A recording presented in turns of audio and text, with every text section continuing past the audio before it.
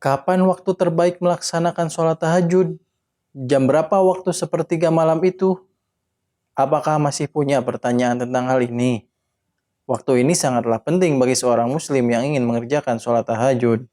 Ya Rasulullah.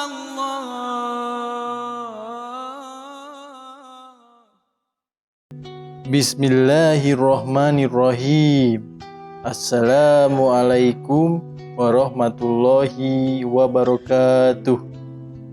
Sholat tahajud adalah qiyamul lail atau sholat malam secara mutlak yang dilakukan setelah sholat isya.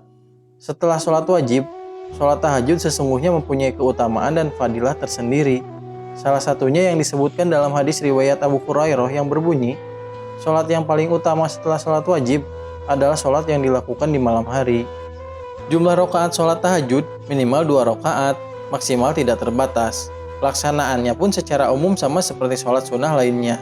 Sholat tahajud seringkali kita dengar, namun jarang kita melaksanakannya. Sholat tahajud merupakan sholat yang cukup sulit dikerjakan. Maka, tak heran jika hanya sebagian muslim yang sanggup melaksanakan sholat ini. Padahal, Allah Subhanahu wa Ta'ala menjanjikan berbagai kemudahan bagi muslim yang dapat menjalankannya. Adapun manfaat dari sholat tahajud, yang pertama adalah pembuka pintu surga. Banyak jalan untuk menuju surganya Allah Subhanahu wa Ta'ala. Pintu-pintu surga terbuka bagi hamba-hamba yang berhasil meraup timbangan amal yang baik dan bernilai di hadapan Allah Subhanahu wa Ta'ala. Salah satu pintu itu adalah sholat tahajud. Rasulullah Shallallahu Alaihi Wasallam bersabda, "Sebarkanlah salam, berilah makan orang-orang yang membutuhkan, sambungkanlah silaturahim, dan sholatlah pada malam hari ketika orang lain sedang tidur. Niscaya kalian akan masuk surga dengan selamat." Hadis riwayat Tirmizi. Yang kedua, menepis kegundahan dalam jiwa. Manusia merupakan makhluk yang bergantung pada Allah Subhanahu wa Ta'ala. Semua yang manusia lakukan, dimanapun ia berada, apapun isi hatinya, hanya Allah yang tahu. Tak ada yang bisa disembunyikan dari Allah Subhanahu wa Ta'ala. Bahkan, bisikan terhalus dari hati dan pikirannya. Semua rasa takut, gelisah, dan gundah yang hadir di hati seseorang bisa dengan mudah Allah gantikan dengan ketenangan dan ketentraman. Semua itu bisa terwujud dengan mendirikan sholat tahajud. Yang ketiga, mendatangkan kemuliaan dan kewibawaan. Selain mendapatkan kedudukan mulia di akhirat kelak, orang-orang yang ahli sholat tahajud juga akan mendapatkan kedudukan yang mulia di dunia. Dan ketahuilah bahwa kemuliaan dan kewibawaan seorang mukmin itu ada pada sholat malamnya. Hadis riwayat Hakim. Yang keempat, menghapus dosa. Kita semua berharap menjalani kehidupan di dunia ini dengan membawa bekal amal soleh yang berlimpah. Namun, tak dipungkiri, dosa-dosa kecil maupun besar sering kita lakukan, bahkan tanpa kita sadari. Oleh karena itu, kita tidak boleh berhenti melakukan amalan agar dosa-dosa kita terhapuskan. Salah satu amalan tersebut adalah mendirikan sholat tahajud. Lakukanlah sholat malam oleh kalian, karena hal itu merupakan kebiasaan orang-orang soleh sebelum kalian.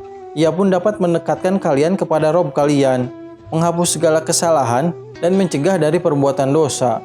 Hadis riwayat Tirmizi.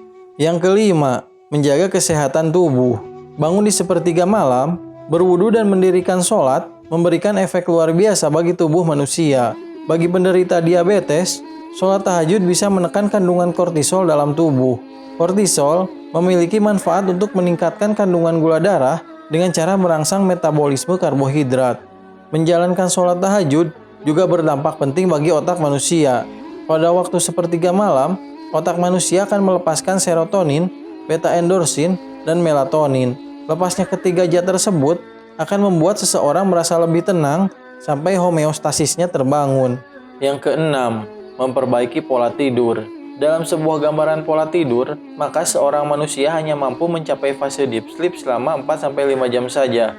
Hal ini sama dengan durasi tidur seseorang yang hendak melakukan sholat tahajud, di mana dirinya akan tidur terlebih dahulu setelah sholat isya dan akan bangun di sepertiga malam setelah durasi tidurnya mencapai 4-5 jam saja. Rutinitas ini sangat bagus untuk regenerasi sel otak karena mencukupi kebutuhan tidur sehari-hari. Terdapat banyak keutamaan dari sholat tahajud, sebagaimana firman Allah Subhanahu wa Ta'ala dalam surat Al-Muzammil ayat 6 yang artinya, "Sesungguhnya bangun di waktu malam adalah yang lebih tepat untuk khusyuk, dan bacaan di waktu itu lebih terkesan.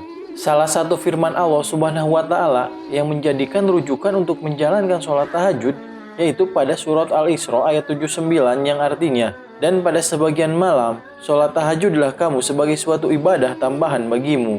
Mudah-mudahan Tuhanmu mengangkatmu ke tempat yang terpuji. Keutamaan sholat tahajud pun diterangkan dalam sejumlah hadis, sebagaimana penjelasan dari Abu Hurairah bahwa Nabi Muhammad SAW bersabda, sholat yang paling utama setelah sholat wajib adalah qiyamul lail. Hadis riwayat Muslim. Sholat tahajud sebaiknya dikerjakan di sepertiga malam hari. Namun, tidak banyak orang yang tahu akan batasan dari sepertiga malam waktu sholat tahajud yang dituliskan dalam Al-Quran dan Sunnah. Berikut 3 waktu terbaik melaksanakan sholat tahajud. Sepertiga malam pertama dapat dikerjakan pada rentan waktu setelah sholat isya hingga jam 10 malam. Tetapi, sholat tahajud harus diawali dengan tidur terlebih dahulu meski hanya sejenak. Sepertiga malam yang kedua menjadi salah satu waktu terbaik menjalankan sholat tahajud. Rentan waktu sekitar jam 10 malam hingga jam 1 dini hari. Waktu ini dipercaya memiliki fadilah dan keistimewaan tersendiri, sehingga waktu sholat tahajud ini memang sulit diterapkan karena kebanyakan orang sangat susah bangun di salah satu waktu terbaik tersebut. Sepertiga malam terakhir, waktu ini merupakan waktu yang paling utama untuk melaksanakan sholat tahajud. Rentan waktunya sekitar jam 1 dini hari hingga sebelum memasuki waktu subuh. Dalam hadis riwayat Imam Bukhari dan Imam Muslim, Rasulullah SAW bersabda, setiap malam Allah Subhanahu wa Ta'ala turun ke langit dunia sampai tersisa sepertiga malam yang terakhir. Ia pun berkata, adakah hambaku yang meminta? Sehingga pasti aku berikan apa yang dia minta. Adakah hambaku yang berdoa? Hingga pasti aku kabulkan doanya. Adakah hambaku yang beristighfar? Sehingga aku ampuni dosanya. Wallahu a'lam. Wassalamualaikum warahmatullahi wabarakatuh.